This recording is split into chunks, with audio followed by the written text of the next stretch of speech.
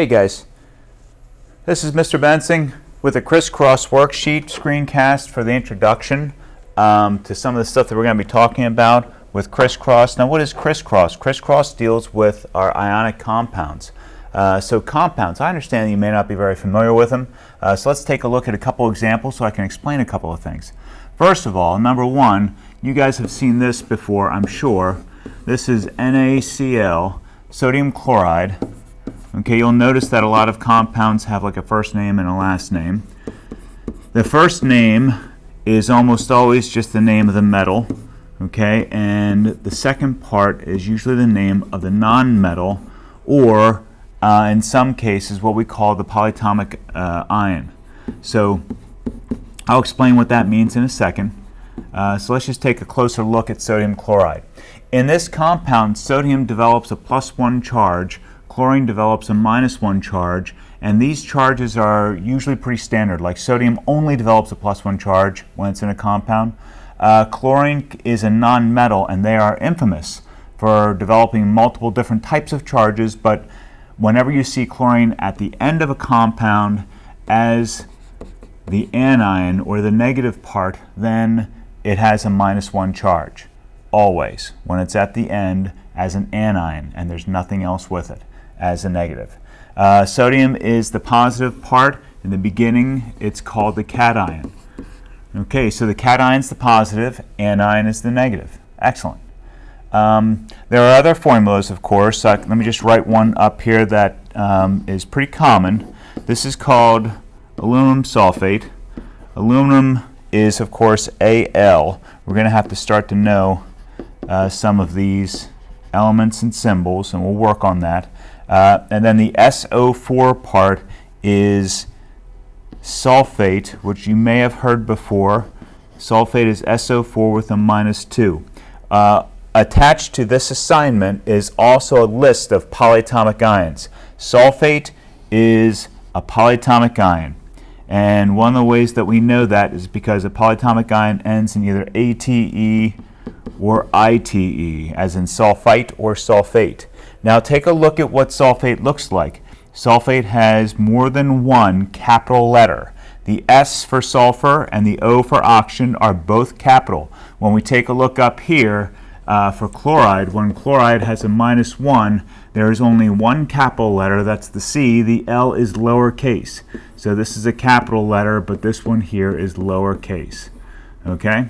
So all elements either have a capital or and with a lowercase, or they just have a capital letter. Like the difference between, well, here's one. You take a look at this right here is the capital C, lowercase o is cobalt. That's a metal. But if I have two capital letters like this, then I have carbon monoxide, and that's a compound. Okay, so we've got to be careful about how we write our capitals and our lower cases so we can keep all of this straight. So that's just a brief overview of what you're looking at. Notice that I have one other thing before I move on.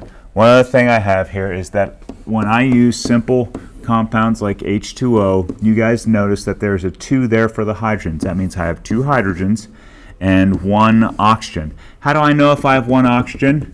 Because you won't see a subscript there. We don't write 1s for subscripts, okay?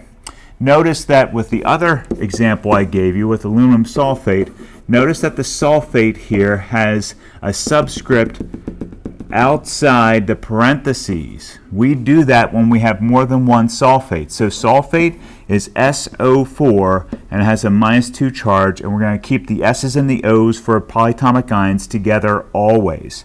So if we have more than one SO4, then we need to use parentheses, and we need to put a number outside the parentheses then, like that. And that's how we show when we have more than one sulfate. And I'll explain more about how we got this formula then when we do the crisscross. So I want you to take a look at your crisscross sheet. The crisscross sheet has a whole bunch, okay, not just the ones that I have here. I have sodium with a +1, I have ammonium, I have calcium, and I have iron. Notice I've taken a +1, another +1, but ammonium is different because it's got more than one capital letter. I'm going to show you how to handle that. And then I took calcium with a +2 and iron with a +3. I'm going to do these examples for you, but the first one I'm going to do is the first one with sodium. So sodium looks like this. When I go through and make a compound with sodium and chloride, Cl with a -1, sodium and carbonate, CO3 with a -2, sodium and hydroxide, OH -1, sodium and sulfate, and so on. I'm going to show you what that looks like. And right here it is. Okay.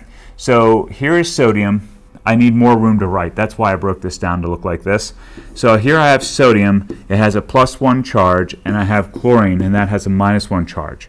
As long as I get the +1 plus the -1 equal to 0, then I don't have to do anything here or here with subscripts. Okay, I don't have to because they already equal 0. Our compounds are supposed to equal 0. So when I get a situation where it's a +1 and +1, +1 and -1, or +2 and -2, or a +3 and -3, then we don't have to do anything with the subscripts here because it automatically equals 0, which is what we're looking for.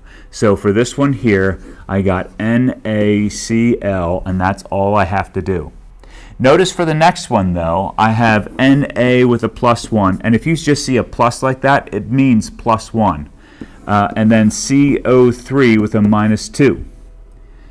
Now, a +1 and a -2 does not. That does not equal 0.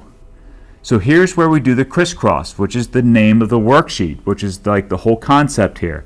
I take this 2 and I put it down here as a subscript for the Na. I take the 1 here, I put that down as a subscript, but I don't have to write 1s in formulas. Remember H2O, the O doesn't have a 1, it's just H2O. So I got Na2CO3. And notice that 1 doesn't show up in the formula at all. So Na2CO3 like that. Good.